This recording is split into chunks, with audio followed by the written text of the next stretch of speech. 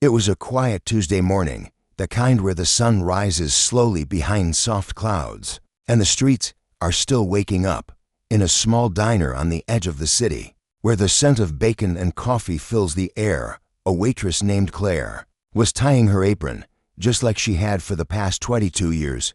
Claire was in her 40s, her blonde hair always tucked into a loose bun, her eyes soft with kindness but lined with tiredness. She had served thousands of customers, but there was one man she had never forgotten. He came in 15 years ago, just once, but left a memory so warm, so pure. It stayed with her all this time. He had come in quietly, without an entourage, without fanfare. No one else recognized him, but Claire did.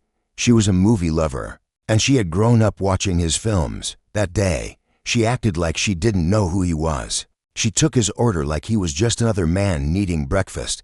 But inside, she felt a little spark, like something special was happening. Even if it seemed ordinary on the outside, he had smiled gently, ordered eggs over easy, whole wheat toast with a bit of strawberry jam, and black coffee, no sugar. The way he thanked her, so sincere, like he really meant it, stuck with her. "You're one of the kindest people I've ever met," he told her that morning, after finishing his food. "Thank you." He left a big tip, not just in cash, but with words that mattered. "Keep doing what you do. You make this world a little warmer." He had said dot, and just like that, he was gone. Claire never told anyone about it. Not her co-workers, not even her daughter. She didn't want it to be about the fame. She held on to that moment because it reminded her that good people existed, people who saw waitresses not as background noise, but as human beings with stories and dreams. Years passed. Claire kept working the same shifts, serving eggs and coffee to the same kinds of people. She went through heartbreak. Her husband left, and raising her daughter alone wasn't easy. Sometimes they had to choose between paying rent and buying new shoes, but Claire never stopped showing up to work, because deep inside, she believed that her kindness mattered, even if no one said thank you, even if no one noticed. Still, she remembered him, that quiet actor with sad eyes and a kind smile. She kept a mental note of his order, just in case. She even started calling it the Keanu special in her head. No one else knew what it meant, but it gave her something to hold on to. One stormy night, Claire was wiping down tables after a long shift. The rain was tapping hard against the windows, and thunder rolled in the distance. Most customers had gone home, except for one man sitting at the corner booth, hoodie pulled over his head. He had been sitting there for almost an hour, just nursing a coffee. Claire didn't want to rush him. She believed that sometimes people just needed a safe place to sit, even if they didn't say anything. As she approached the table, she said softly, "Can I get you anything to eat?" The man looked up slowly, and Claire's heart stopped. It was him. Older now, his beard a little grayer, eyes a little more tired, but it was Keanu Reeves. He smiled gently. "I didn't think you'd remember me." Claire laughed softly, trying to hide the tears forming in her eyes. "Eggs over easy, whole wheat toast, strawberry jam, black coffee, no sugar," she said. He looked at her for a moment, his eyes shining with something deeper than surprise. Maybe it was gratitude. Maybe it was disbelief. Maybe it was both. "You remembered," he whispered. Claire nodded. "Of course I did." What neither of them knew was that this moment would soon go far beyond this small diner. Something powerful was about to unfold, something that would make people all around the world stop and rethink what really matters. But in that moment, it was just two people reconnecting over breakfast. One who had quietly carried the memory for years, the other who had never known how deeply his kindness had been planted into someone else's life. Claire brought out the plate. He took one bite and closed his eyes. "Just like I remember," he said. Then something strange happened. Keanu pulled out a small leather notebook from his coat and placed it gently on the table. "Claire," he said, "I'm working on something real, and I think you're supposed to be part of it." She looked at him, confused. "Me?" "Yes," he said. "I've been meeting people, quiet heroes, everyday people who carry the world on their shoulders. People like you." Claire didn't know what to say. No one had ever called her a hero. She didn't feel special. She just served coffee. But he was serious. There was something deep in his voice. Something that told her he meant every word. He left her with a note scribbled in the back of the notebook. It said, "Someday, the world will know what you did. Not because you shouted, but because you never stopped whispering kindness." Claire sat at that table long after he left, her hands shaking, her heart full. The rain had stopped outside. The clouds were beginning to break. She didn't know yet what he meant. She didn't know that cameras had caught him walking into her diner, or that someone had posted the photo online. She didn't know that by morning, the whole internet would be asking, who is this waitress who remembered his order after 15 years? But the storm had already started to lift, not the one outside, the one in her life. And something big was coming, something she had never dreamed of, something that would change everything. But not because she was famous, because she cared, and she never stopped. By the time Claire woke up the next morning, everything had changed. She just didn't know it yet. She was up before the sun, like always. She packed her daughter's school lunch, fed the cat, and walked out into the morning chill with her sweater wrapped tight around her. When she got to the diner, she noticed something unusual. A black SUV parked outside, to people standing near the door, wearing headsets and holding phones. She paused, her heart fluttering. Inside the diner, it was even stranger. Someone had placed fresh flowers on the counter. Her manager, Steve, was wiping the tables himself, something he rarely did. "Steve," Claire asked, hesitantly. "What's going on?" Steve looked up, smiled in a way that didn't feel normal, like he was hiding something big. "You didn't check your phone, did you?" "No," she said slowly. He handed her his. "Look at this." On the screen was a picture of her. She was smiling, setting a plate down in front of a man whose face was partly hidden behind his coffee cup. But those eyes were unmistakable. Keanu Reeves surprises Waitress after 15 years. She remembers his order perfectly. The headline read. Claire froze. How she whispered. Someone at the diner last night recognized him, posted it on Instagram. Then it spread. News sites picked it up while we were sleeping. "Claire, you're trending." She felt dizzy. All she had done was remember a breakfast order. And now, people all over the world were reading about her. By mid-morning, reporters had started calling the diner. Some even showed up, standing outside with microphones and cameras, asking to speak to her. Steve handled them the best he could, but the pressure was growing fast. Claire tried to keep working. She took orders, filled coffee cups, and smiled at the regulars, but her hands trembled. Her mind raced. One of the customers, an old man who came in every Thursday, patted her hand gently and said, "The world needs stories like yours, Claire. Simple ones, good ones." Still, she didn't feel like a hero. She felt overwhelmed. That afternoon, her daughter Lily came home from school with wide eyes and a folded piece of paper in her hand. "Mom," she said breathlessly, "you're on the school bulletin board." Claire laughed nervously. "What? Why? Everyone's talking about you. Mr. Reeves said you were kind. They showed your picture in class. Even the principal was smiling." Claire sat down on the couch, feeling tears press behind her eyes, not out of fear, but out of something else, a strange kind of joy, one that had been buried deep for years, finally rising.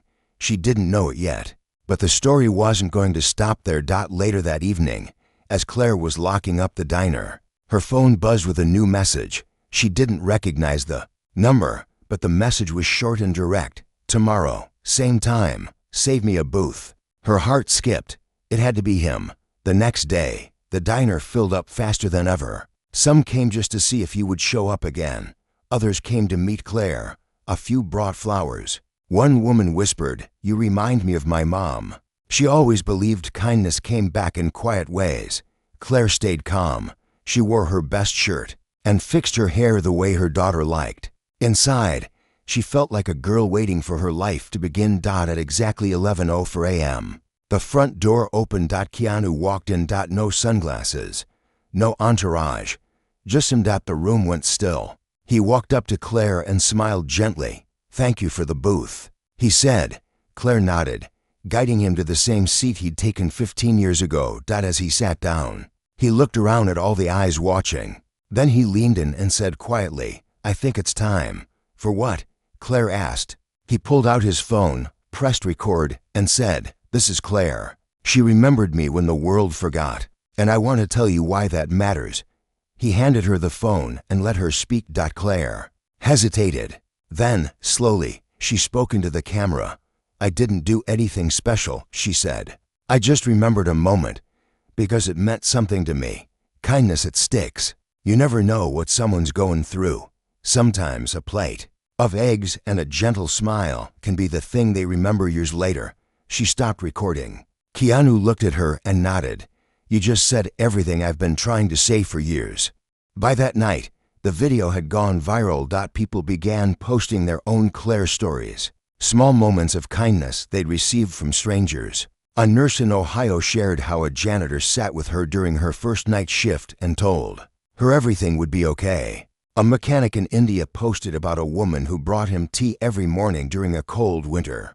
The hashtag remember like Claire began trending. Suddenly, Claire's life was no longer quiet. Interview requests poured in. Someone even offered her a book deal. But she didn't care about the fame. What mattered to her most was what Keanu said the next day. They met again, just the two of them, in the back booth. No cameras this time. He took her hand gently and said, "Claire, when I came to the diner that first time, I was struggling. My life felt empty. Your kindness gave me something solid to hold on to. It reminded me who I wanted to be." Claire's eyes welled up. "You never told me that. I didn't know how much it meant until later. And by then, I thought you'd forget." She smiled. "You don't forget the people who make you feel seen." Keanu leaned back, looked out the window, and said something that stayed in her heart forever. "You remembered my order, and I remembered your heart." What they didn't know was that this story had reached someone else, someone powerful, watching from behind the scenes, a producer at a major studio, a woman who had once been a waitress too, before climbing her way to the top. She had read Claire's story, and she was about to make a call that would open doors Claire never even knew existed. But that part of the story was still unfolding. For now, Claire stood at the center of a quiet storm, a storm of kindness, gratitude, and second chances. And it all began with a plate of eggs, a smile, and a waitress who never stopped caring. The next morning, Claire was pouring coffee when her manager, Steve, came rushing in with a paper in his hand and excitement on his face. "Claire," he said, breathing hard, "you're not gonna believe this. Hollywood just called." She laughed, thinking it was a joke. "Sure, and maybe I'm starring in the next action movie." But Steve wasn't joking. He handed her the letter, printed neatly with a logo from one of the biggest film studios in the world. It said, "We were deeply touched by your story. Our team would like to speak with you about a potential project inspired by your life. We believe the world needs more voices like yours." Claire sat down slowly, the paper trembling in her hand. She had lived her whole life behind a counter, wiping spills, taking orders. And now someone wanted her story for the big screen. She didn't know what to feel. Happy, scared, overwhelmed, maybe a little of everything. But her daughter Lily walked into the room, saw the letter, and said something that helped settle her heart. "Mom, maybe this is how the world thanks you." The phone call came later that day. The woman on the other end introduced herself as Eva Turner, a well-known producer who had worked on meaningful, human-centered stories. Eva said she had watched Claire's video with Keanu over 20 times. "I cried," she admitted, "not because it was sad, but because it was real. Your story reminded me of my mother. She worked late shifts at a diner too." Eva invited Claire to visit Los Angeles to talk more. Claire hesitated. "I'm not a movie person," she said. "I've never even been on a plane." But Keanu stepped in. "I'll go with you," he said.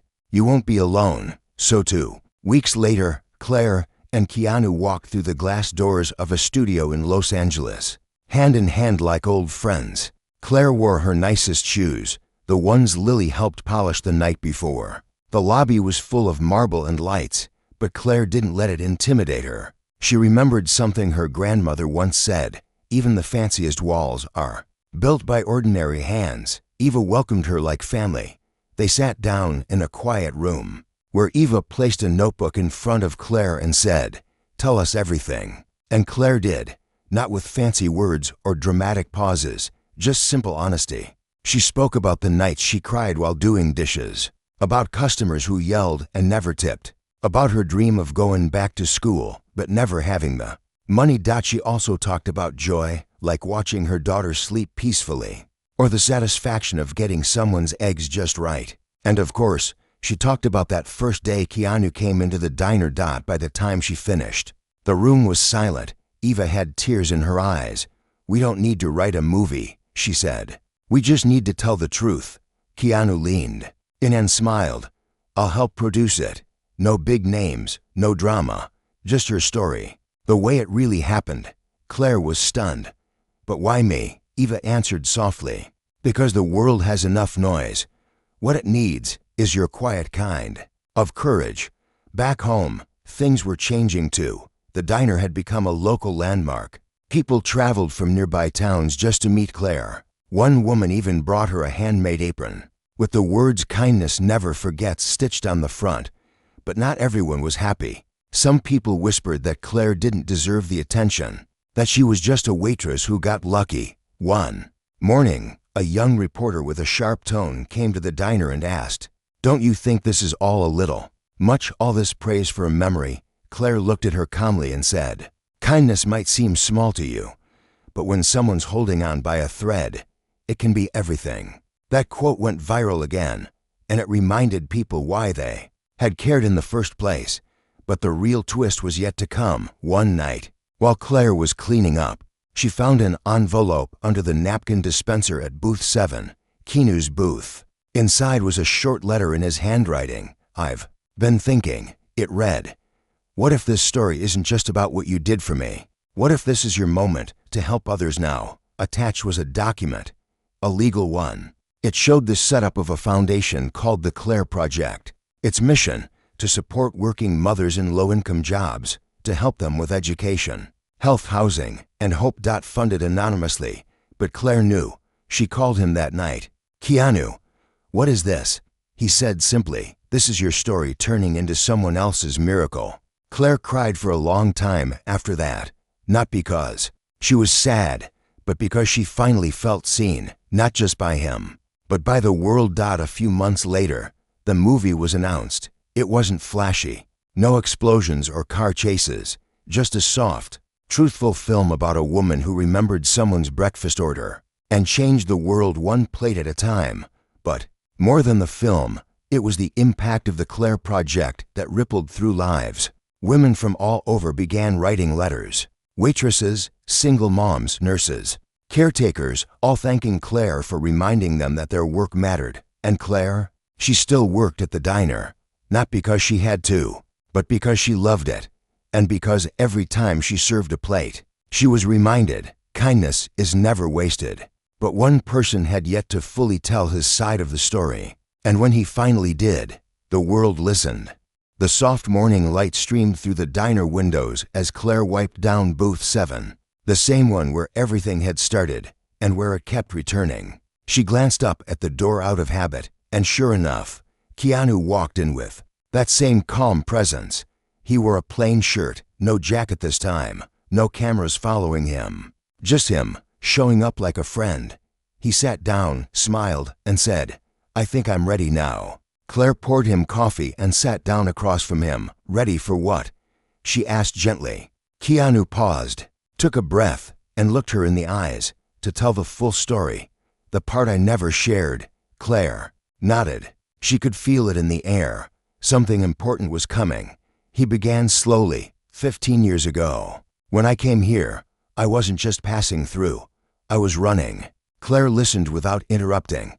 "I had lost someone close to me. Not long before that breakfast, I had said goodbye to the last person I called family. I was numb, walking through life like a ghost. People thought I was fine because I smiled in interviews and waved at red carpets. But inside, I was falling apart." He paused, staring into his coffee for a long moment before continuing. "That morning at the diner, I just needed to feel normal. I needed someone to see me, not as Keanu Reeves the actor, but just a person, and you did. You didn't ask for photos or talk about movies. You brought me breakfast, looked me in the eyes, and made me feel like I mattered. Claire's throat tightened. I had no idea, she whispered. You saved me, he said softly. With a plate of eggs and a smile, I walked out that door feeling like maybe I could keep going. They sat in silence for a moment, letting the weight of his words settle. Claire reached across the table and gently touched his hand. You've saved so many more now, she said. He smiled. But it started with you. What Keanu didn't know was that someone had been quietly recording from the far corner of the diner. Not in a sneaky way, but as part of a documentary project they had agreed to weeks ago. The filmmakers wanted to capture the real, unscripted parts of this story. And now, they had just recorded something deeply human. When the clip was released days later, it touched hearts across the globe. People who had once felt invisible. Grieving parents, exhausted nurses, retired veterans, wrote messages saying how they saw themselves in Keanu's story. How they too had been saved by small acts of kindness. How Claire reminded them that no good deed was too small. A woman in Brazil shared a post about how a stranger bought her medicine when she couldn't afford it. A teenage boy in South Korea wrote about how his teacher stayed after school to help him study when everyone else had given up. The hashtag Saved by Kindness began trending in more than 20 countries. But there was one story that stood out. An elderly man named Thomas, living in Detroit, posted a short video. He said, I used to be a truck driver. I lost my wife 3 years ago. Some nights, I didn't eat. One waitress, she always slipped me a free slice of pie. No matter what, said it was left over. She didn't know she was feeding more than my stomach. She fed my hope. The comment section exploded. With support, people began sharing his video, and someone tracked down the waitress he spoke of. She still worked the same night shift, at the same diner. The world was connecting in ways Claire could hardly believe. What had started with one order of eggs had become a worldwide reminder. Kindness echoes. Soon, Claire received a letter. Not an email or a call, a handwritten letter in an old envelope. It was from a woman named June living in rural Oregon. She wrote, Dear Claire, I'm 82. I've watched the world change a lot, but one thing hasn't changed. People still need each other. Thank you for proving that. I haven't left my house in 2 years, but after watching your story, I went outside. I waved to my neighbor. She waved back. I think we'll have tea tomorrow. Claire sat on her porch that evening, holding that letter, tears rolling down her cheeks. Her daughter Lily came and sat beside her. Mom, Lily said softly, did you ever think your kindness would reach someone like her? Claire shook her head. I never even thought it would matter. Lily smiled. But it did. As the movie neared production, the studio offered to fly Claire out for a press event. This time, she wasn't scared. She wore a soft blue dress, the one Lily helped pick, and stepped onto the small stage beside Eva and Keanu. Reporters were everywhere. Lights flashed. But Claire didn't tremble. One reporter asked, Claire, how does it feel to have inspired all of this? Claire took the mic and said, I didn't inspire it. I just reminded people of something they already knew. That kindness isn't grand or loud. It's quiet. It waits in the corners of our lives. And when we see it, when we feel it, it reminds us we're not alone. The room went silent. A few people wiped their eyes. Eva nodded and added, This film is not about fame. It's about memory, about how one act of care can stay alive for years, and then return when we least expect it. After the event, Claire found herself sitting alone for a moment in the hallway, trying to breathe. Everything still felt so big. Keanu walked over and sat beside her. You okay? He asked. I'm not sure, she said, smiling weakly. It's a lot. He nodded. It is. Then he looked her in the eye and said, You've changed my life. Not just then, but now. Claire looked at him, confused. How now? He reached into his coat and pulled out another letter. This one was written in his own shaky handwriting. Dear Claire, I'm starting something new. Something for the ones who feel forgotten. I want to create safe homes, quiet places, funded by the profits from this film. I want to call them the Booth 7 homes. She read the letter slowly, then looked up, speechless. I want people to walk in, feel welcome, and sit in Booth 7, even if there's no diner. Just a space where they feel human again, he said. Claire's voice was soft. You're turning a memory into a shelter. Keanu smiled. You turned a shelter into a memory. And just like that, the next chapter of their journey had begun. But there was still one more twist coming. Something Claire didn't see coming. Something that would bring her face to face with someone from her past. Someone she hadn't spoken to in years. And this time, the healing would go even deeper than the fame, the film, or even Booth 7. The world was watching now. The movie was in pre-production. The Claire Project Foundation was helping dozens of single mothers, and Booth 7 had become a symbol for healing. Claire never asked for attention, but somehow, her quiet spirit had become the heart of something much larger than herself. Still, not all wounds were healed. Not all goodbyes had been answered. One late afternoon, as Claire was closing the diner, with Lily, a man stood outside under the golden sky. He looked like he didn't belong there anymore. Like the years had passed and left something heavy on his shoulders.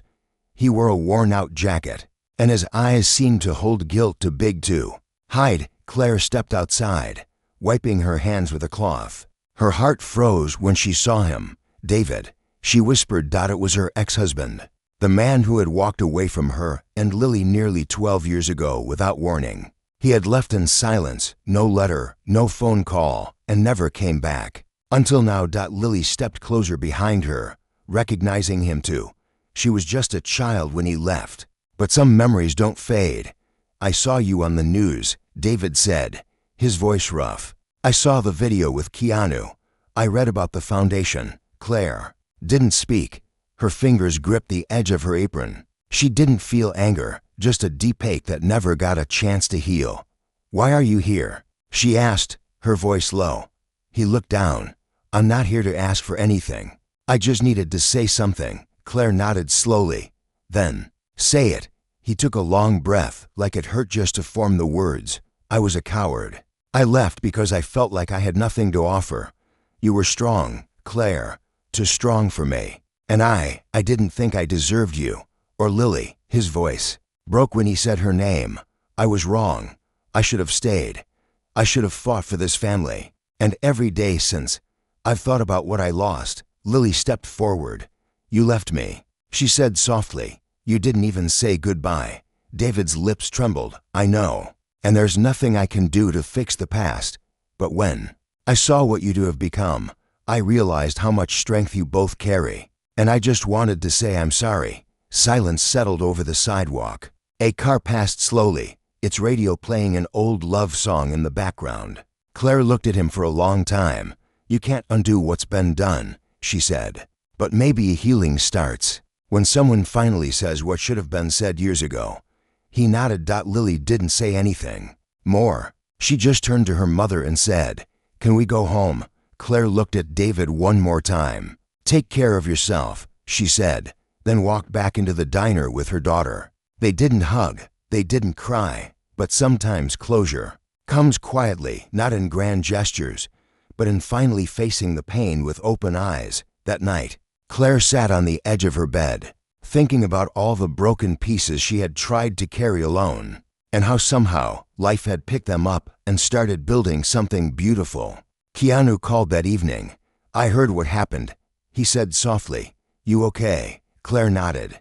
I think so. I didn't know how much I needed to hear those words. Closure is powerful, he said. It clears space for something new. The next day, Claire received a call from Eva, the producer. The film had secured a release date. Not only that, but a special screening would be held in Claire's town, right at the old theater down the street. From the diner, we want to bring the story home, Eva said. We want the community that raised Claire to be the first to see it. The small town buzzed with excitement. Local news called it the most heartwarming premiere in years. Shop owners hung signs in their windows saying we love Claire. The bakery made cookies shaped like tiny booths. The bookstore sold out of journals with the title Kindness Never Forgets. The theater was decorated with soft lights and red ribbons. There was no fancy carpet, just a path lined with flowers from people who wanted to say thank you. When Claire arrived, she wore a simple navy blue dress and a silver necklace that had once belonged to her grandmother. Keanu stood beside her, in a black shirt, his hand resting gently on her back. The crowd erupted in applause when they walked in, but Claire didn't feel like a celebrity. She felt like a waitress. A mother, a woman who had spent her life loving quietly. And tonight, love was echoing back. The film opened with a shot of a quiet diner at sunrise. The camera followed a waitress tying her apron, wiping down booth 7, and pouring the first cup of coffee. The actress playing Claire had captured her spirit perfectly, humble, strong, patient. Someone you'd want in your corner. Keanu had chosen not to play himself. Instead, another actor told the story from a distance, focusing on Claire's impact rather than his own fame. People laughed, people cried, and by the end, when Claire's character looked at the camera and said, "You don't have to be famous to matter, you just have to remember people," the entire room stood up in tears. As the lights came on, Eva took the stage. "This story began with breakfast, but it became a feast for the soul," she said. Claire didn't change the world by shouting. She changed it by showing up, day after day. Smile after smile, Claire was asked to speak. She walked up slowly, her hands shaking slightly. "I never thought my life would be a movie," she began. "I never thought remembering someone's order would matter to anyone else. But maybe that's the point. Maybe the small things we do, the kind words, the extra napkin, the warm smile, maybe those are the things people carry the longest." She looked toward Keanu, who was watching with quiet pride. "I remembered his order, but he remembered my heart. And now, we both remember that kindness doesn't fade. It waits. And when the world needs it most, it returns." The crowd applauded again, not for fame, not for fortune, but for the power of being human. As Claire stepped off the stage, a little girl walked up to her and handed her a note. It said, "Dear Claire, I want to be kind like you. Love, Sarah." Age 7, Claire knelt down, hugged her gently, and whispered, "You already are." But even as the movie ended and the lights faded, Claire's story wasn't done, because the next day, a letter arrived that would change everything again. Not from a fan. Not from the studio, but from someone who had quietly watched the whole journey and had one final surprise that no one could have expected. Asterisk. The next morning, as light spilled softly across the diner's windows, Claire unlocked the door just like she always had. Things had changed. Her face was known. Her story was told. But inside, she was still the same woman who folded napkins in perfect triangles and remembered how every regular liked their toast. She turned the lights on, checked the coffee machine, and looked toward booth 7. It had become more than a table. It was a place where stories began, where healing took shape. That's when Steve, the diner's manager, walked in with a puzzled expression. "Claire," he said, holding up an envelope, "this came for you. Hand-delivered, no return name, just this." He placed it in her hand. The envelope was cream-colored, thick, and heavy, the kind used for something important. On the front was a single word, "Remember." Claire opened it slowly, heart fluttering. Inside was a typed letter and a small photograph. She read the first line and gasped, "Dear Claire, my name is Maria. I'm the daughter of the man you served 15 years ago. The same morning you served Keanu Reeves." Claire stared at the page, confused. Maria continued, "My father sat to booths behind Keanu that day. He was quiet, grieving, trying to get through another morning without my mom. She had just passed away. He told me that while he sat there alone, he watched a waitress show such gentleness to a man sitting across from her. He said you treated him like family. He didn't know who Keanu was, but he never forgot you. He said you reminded him of what kindness looks like when the world feels dark." Claire's hands trembled. "My father passed away last year. Among his things, I found a small note he wrote the day he visited your diner. He had scribbled, 'The world is okay. I saw kindness today. I wanted you to know, your kindness didn't just reach the man in front of you. It reached the man behind him, too, and it saved him.'" Claire felt her knees weaken. She sat down in the booth, holding the photo that came with the letter. A picture of Maria's father, and in the blurry background of the image, there she was smiling at Keanu, holding a coffee pot, unaware that anyone else was watching. It hit her like a wave. All these years, she thought her act of care was a single moment, a tiny gesture meant for one man. But it had echoed through lives she never even touched directly. Steve leaned over. "You okay?" Claire looked up, tears running down her face, and nodded. "I think I just met the rest of the story." That night, Claire and Keanu met again. They sat at booth 7 as always. She handed him the letter. He read it in silence. When he finished, he placed the letter gently on the table and said, "You thought you served me breakfast, but really, you served the world." She laughed softly, wiping her eyes. "I just poured coffee." "No," he said, "you poured hope." The next few weeks brought more surprises. The film received nominations for international awards. The Claire project expanded to more cities. Booth 7 Homes opened their first location, a small, quiet shelter in Chicago with warm beds, soft lighting, and free meals cooked by volunteers who had once been waitresses themselves. Claire was invited to speak at conferences and gatherings. Her words were printed in magazines, spoken on podcasts, and written in letters sent from strangers all over the globe. But she never let it change her core. She still worked shifts at the diner, not because she had to, but because it grounded her. One chilly autumn morning, Keanu came by with a small brown box. He placed it on booth 7 and said, "This is for you."